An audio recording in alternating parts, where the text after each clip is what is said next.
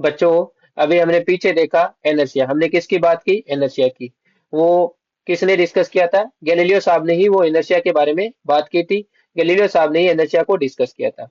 और गैलीलियो साहब के उसी आइडिया को पिक करते हुए न्यूटन साहब ने क्या दिए? न्यूटन्स लॉ ऑफ मोशन दिए। तो हम सबसे पहले न्यूटन साहब के फर्स्ट लॉ ऑफ मोशन को डिस्कस करेंगे, उसके बाद सेकंड लॉ ऑफ मोशन को, एंड उसके बाद थर्ड लॉ ऑफ मोशन को। तो सबसे पहले बात करते हैं बेटा न्यूटन साहब के फर्स्ट लॉ ऑफ मोशन की। First law of motion.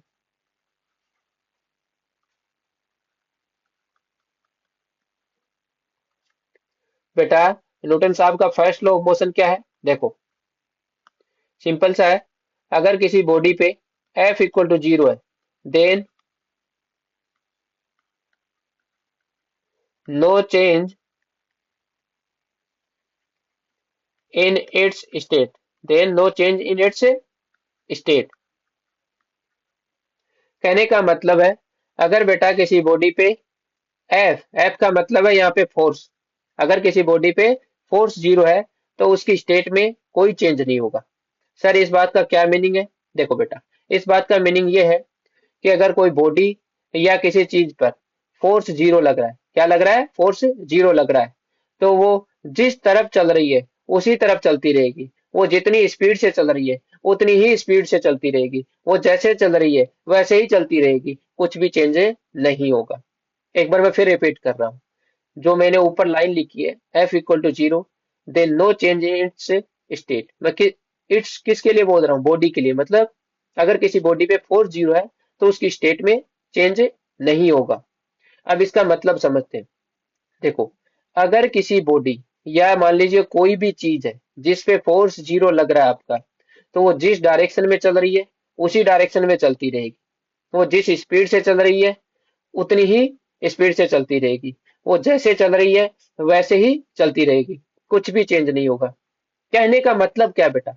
मेरा यहाँ पे कहने का मतलब है, अगर किसी चीज पे फोर्स 0 है तो वो जैसे चल रही है, जितनी स्पीड से चल रही है, वो वैसे ही उतनी स्पीड से ही चलती रहेगी। ना स्पीड कम होगी ना स्पीड ज्यादा होगी। रुकी हुई है तो रुकी हुई रहेगी, चल रही है तो चलती रहेगी। ना राइट जाएगी ना लेफ्ट जाएगी, कुछ भी चेंज नहीं होगा। एक बार फिर मैं रिपीट कर रहा हूँ। देखो, ये जो मैं बात बोल रहा हूँ इसको पूरे कंसंट्रेशन और पूरे फोकस के साथ सुनना है। समझ रहे हो बात को? इसी से आप चीज या कहानी को अच्छे से समझ जाओगे। मैंने क्या कहा है, और अच्छे से इसको मीनिंग समझाने के लिए मैंने फिर एक लाइन कही है। क्या कहा है? अगर किसी चीज पे फोर्स 0 है, अगर किसी चीज पे फोर्स 0 है तो वो जिस तरफ चल रही है, जैसे चल रही है, वो उसी तरफ वैसे ही चलती रहेगी। ना उसकी स्पीड कम होगी ना ही उसकी स्पीड ज्यादा होगी। अगर वो चल रही है तो चलती रहेगी, अगर वो रुकी हुई है तो रुकी हुई रहेगी। ना राइट जाएगी ना लेफ्ट जाएगी, कुछ भी चेंज नहीं होगा। बात को समझे कि नहीं समझे? ठीक है सर। ये जो आपने जो लाइन लिखवाई, F equal to 0 then no change it's state, ये बात हमें अच्छे से समझ में आ गई। ठीक है बेटा। अब आपका क्वेश्चन ये होगा कि सर इसका यूज एप्लीकेशन कैसे करेंगे? तो बेटा सिंपल सी बात है, मैंने क्या लिखा है? F equal to 0 then no change in its state. मतलब किसी बॉडी पे आपको फोर्स 0 दिखे, किसी बॉडी पे आपको फोर्स 0 दिखे, तो आप वहां पे क्या कंक्लूजन निकाल लेना कि उसकी स्टेट में कोई चेंज नहीं हो रहा, उसकी स्टेट में कोई चेंज नहीं हो रहा। या मान लो भाई, अभी मैंने क्या कहा है कि अगर फोर्स 0 है तो क्या कंक्लूजन निकाल लेना बेटा कि उसकी स्टेट में कोई चेंज नहीं हो रहा है। लेकिन आप ये भी तो कंक्लूजन निकाल सकते हो, ये भी तो, कि अगर किसी बॉडी की स्टेट में कोई चेंज नहीं हो रहा है तब आप क्या कह सकते हो? उस बॉडी पे फोर्स 0 लग रहा है। भाई उल्टा भी तो कह सकते हो। देखो, आपको जानना था कि इसका एप्लीकेशन कहाँ पे होगा, इसका यूज कहाँ पे होगा।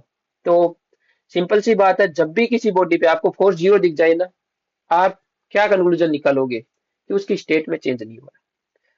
ये मैंने एक कंक्लूजन निकाला। लेकिन हम ऐसे ऐसे रिवर्स, ऐसे उल्टा भी तो जा सकते हैं। अगर आपको दिख जाए किसी बॉडी की स्टेट में कुछ भी चेंज नहीं हो रहा है, किसी बॉडी की स्टेट में चेंज नहीं हो रहा है, तो आप क्या कंक्लूजन निकालोगे कि इस बॉडी पे लगने वाला फोर्स क्या है? 0। अब सर, अब बेटा आपका क्वेश्चन होगा कि सर हमें कैसे पता चलेगा कि उस बॉडी के स्टेट में कुछ भी चेंज नहीं हो रहा है? चलो फोर्स की तो बात समझ में आ गई कि उस पे फोर्स 0 है। अगर एफ दिया होगा कुछ तो हम कह देंगे फोर्स की वैल्यू गिवन, मतलब कुछ फोर्स लग रहा है, एफ जीरो है तो हमें पता चल जाएगा कि उस बॉडी में फोर्स जीरो लग रहा है। लेकिन ये कैसे पता चलेगा सर? ये जो आपने लिखा है कि उसकी स्टेट में कोई चेंज नहीं हो रहा, उसकी स्टेट में कोई चेंज नहीं हो रहा, इसका मतलब फोर्स जीरो है। हमें पता कैसे चलेगा कि उसकी स्टेट में कोई चेंज नहीं हो रहा? तो देखो बेटा, अगर किसी बॉडी या किसी भी चीज में, अगर मैं किसी बॉडी या चीज की बात करूं, वो ना हिल रही है, ना डुल रही है, ना चल रही है, ना रुकी हुई है, या ना रुक रही है। समझ रहे हो बात को मैं क्या कह रहा हूं? बेटा मैं एक बार फिर रिपीट कर रहा हूं। भाई आपका क्वेश्चन है कि सर हमें कैसे पता चलेगा कि उसकी स्टेट में चेंज ही नहीं हो रहा? तो सिंपल सी बात है, जब भी कोई बॉडी या चीज ना हिल रही है, ना डुल रही है, ना चल रही है, ना रुक रही है, या ना रुकी हुई है, इसका मतलब क्या है? उसकी स्टेट में चेंज नहीं हो रहा। उसका मतलब क्या बेटा? उसकी स्टेट में चेंज नहीं हो रहा है। समझ गए बात को? ठीक है सर। एग्जाम्पल लीजिए बेटा, इस चीज को एग्जाम्पल से समझते हैं। तो एक ग्राउंड ले लीजिए।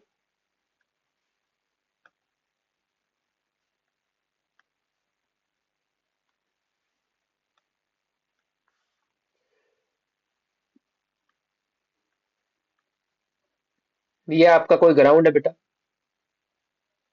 ये आपका कोई ग्राउंड है। यहाँ पे इस ग्राउंड पे एक ये ब्लॉक रखा हुआ है, ठीक है।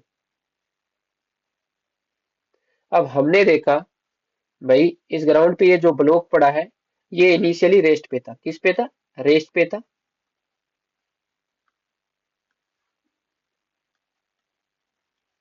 तो हमने क्या देखा कि ये रेस्ट पे है, तो रेस्ट पे ही रहता है जब तक कि इस पे कोई फोर्स नहीं लगता है। मतलब कहने का मतलब ये यहाँ पे पड़ा था तो यहीं पे पड़ा रहता है। 2 दिन बाद देखता हूँ तब भी यहीं पे, 5 दिन बाद देखता हूँ तब भी यहीं यहीं पे पड़ा रहता है।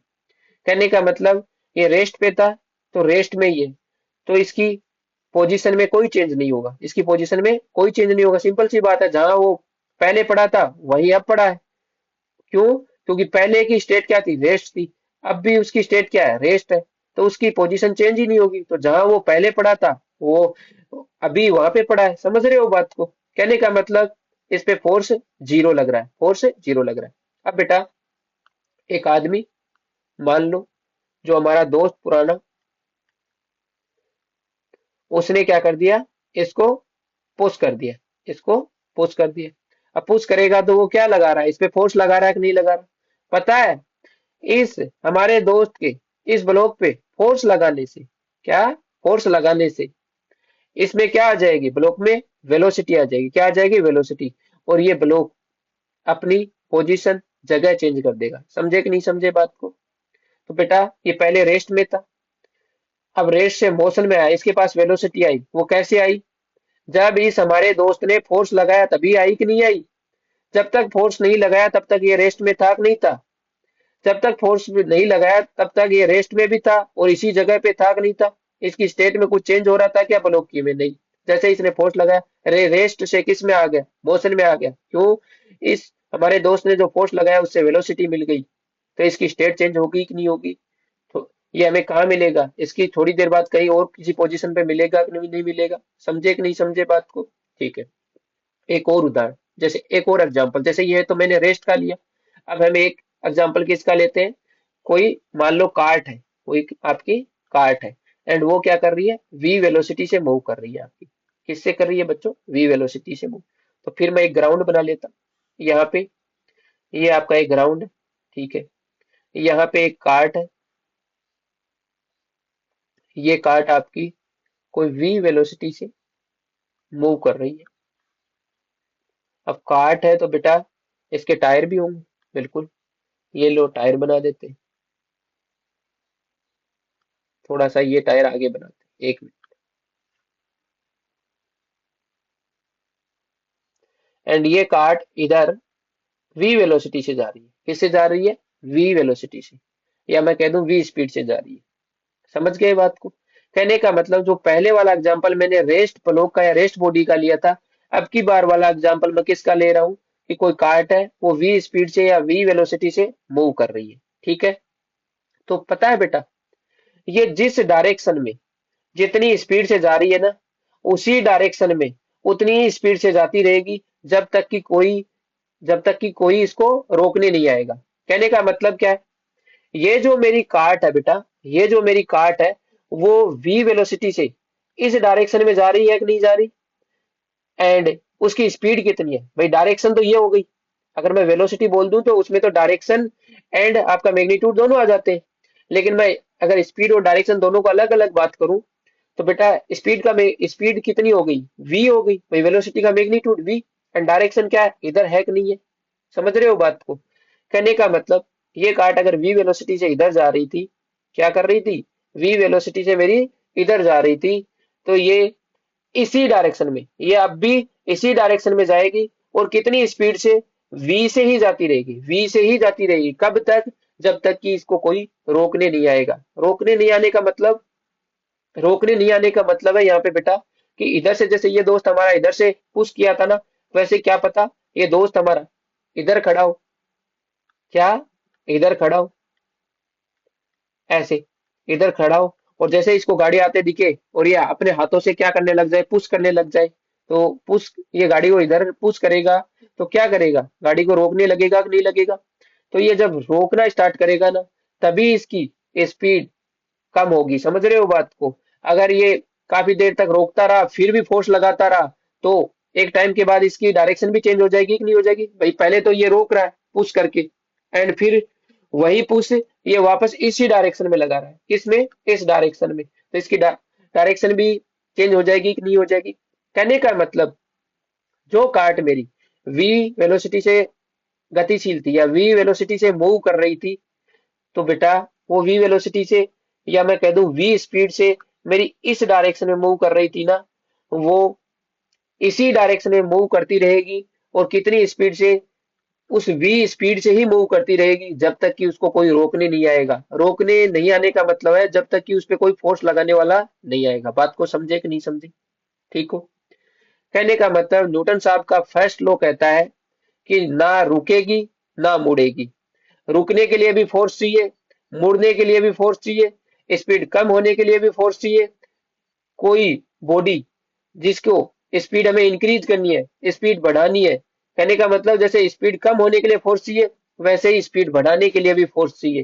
कहने का मतलब किसी भी बॉडी, किसी भी चीज की स्टेट में आपको जरा सा भी चेंज करना है, थोड़ा सा भी चेंज करना है, उसके लिए भी हमें किसकी जरूरत होगी, फोर्स की जरूरत होगी। बात को समझे कि नहीं समझे।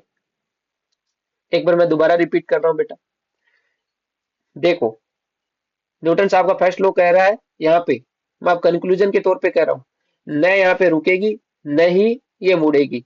रुकने के लिए भी इसको फोर्स चाहिए, मुड़ने के लिए भी फोर्स चाहिए, स्पीड कम होने के लिए भी फोर्स चाहिए, स्पीड ज्यादा होने के लिए भी फोर्स चाहिए। कहने का मतलब कोई भी बॉडी, कोई भी चीज की स्टेट में थोड़ा सा भी, जरा सा भी आपको चेंज करना है ना, उसके लिए किसकी जरूरत होगी, फोर्स की जरूरत होगी। समझे कि नहीं समझे बात को। कहने का मतलब किसी भी चीज या किसी भी बॉडी की स्टेट में जरा सा भी चेंज करने के लिए, या मैं कह दूं स्टेट में चेंज करने के लिए, हमें किसकी जरूरत पड़ेगी, फोर्स की जरूरत पड़ेगी। समझे कि नहीं समझे। अब यहां से आप कहोगे सर इसका मतलब न्यूटन साहब का फर्स्ट लॉ तो उन बॉडीज के लिए है जिन पे फोर्स जीरो। आप क्या सोचोगे कि सर न्यूटन साहब का फर्स्ट लॉ तो उन बॉडीज के लिए है जिन पे आपका फोर्स जीरो। तो बिल्कुल बेटा आप सही सोच रहे हो, ये था न्यूटन साहब का फर्स्ट लॉ। आई थिंक मेरे हिसाब से आपको सभी बातें जो मैंने डिस्कस की वो सारी क्लियर है। इससे आगे हम किसकी बात करेंगे, न्यूटन साहब का सेकंड लॉ की बात करेंगे।